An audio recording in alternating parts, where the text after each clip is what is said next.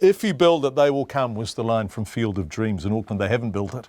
Well, not in the numbers required, but people have come anyway. And as the cost of housing rises and rises, the debate about an appropriate response increasingly involves the government blaming the Auckland Council for a lack of land to build on.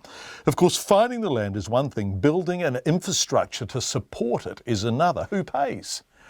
And that was very much under discussion when the Prime Minister held a media stand-up in downtown Auckland this afternoon. In short, he said it's up to the council to create land supply. And ultimately, that comes down to when they're setting a unitary plan, that it delivers the number of houses that are required in that area.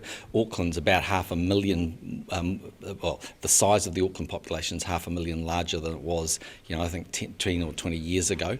It's almost certainly going to grow considerably in the future, and it needs to be able to accommodate that. That will be a combination of brownfield development and a combination of new subdivisions, but ultimately the land supply has to keep up. But what we just need to appreciate is that Auckland is an attractive city to live in. It's got growth. The real pressure in terms of the housing market in New Zealand's in Auckland, and we need to address that through land supply. So if you get the land supply, if you get the sections, if the council does everything you hope they do, and the unitary plan is a phenomenal success story, then what?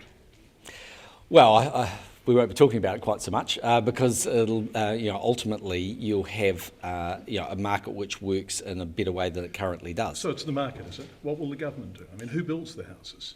Not the government. I mean, what the government does do is train people and provide those courses and support. So the concept of a massive government building program, I think, is flawed because we haven't done that for a very long time. The Ministry of Works used to do those kinds of things. That was the model back in the 50s. But we don't build schools anymore, we don't build roads anymore, and we don't build houses. And in fact, if you look in the social housing area, and I know you guys want to talk about that, but if you look in the social housing area, one of the things that we've been trying to do is to say, how do we get both better supply of where we want it and more providers in the market. So the idea around giving income-related rents to social housing providers is to allow people to actually develop their own portfolio as a social housing provider in a place like Auckland. So if you look at our, for instance, Housing New Zealand home composition, while it's true the overall numbers of Housing New Zealand homes haven't risen dramatically, the mix is changing, and there are more in Auckland and less in places that we don't need them. So just on the Auckland Council, the Auckland Council says it needs $17 billion to provide the infrastructure for all these extra housing areas and to build out.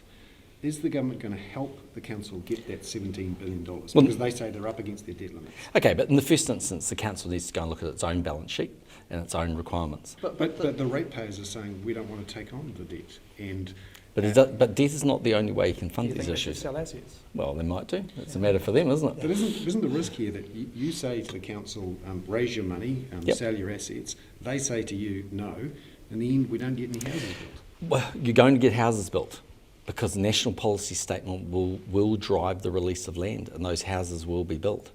Mark my words. Will they be houses people can afford?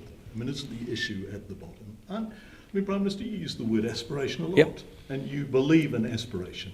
Where is the aspiration in this policy? Okay, so if you look at the special, number of parts of it, if you look at the special housing areas, I mean, quite a number of them have an affordable component, and so that's not new, so that's the first thing. But the second thing is, if you are talking to let's say a young couple that want to buy their first home, there are two or three things that they need. One is a job to support that most often. Second thing they need is affordable interest rates. But the third thing they need is an affordable home. And the driving factor of whether a home is affordable or not is less about the building costs and much more about the land costs. So if the government can address that issue, so land prices don't rise as rapidly, it does actually allow them to be more affordable. And we've seen 12,000 youngsters go in there and buy a first home through KiwiSaver Home Start. So, if you want to get people in a house, then what you have to do is, outside of those conditions, is make it more affordable over time, and that has to be around land. I mean, there are things you can do around building, but fundamentally it's the land that's outstripping the cost increase, not fundamentally the building.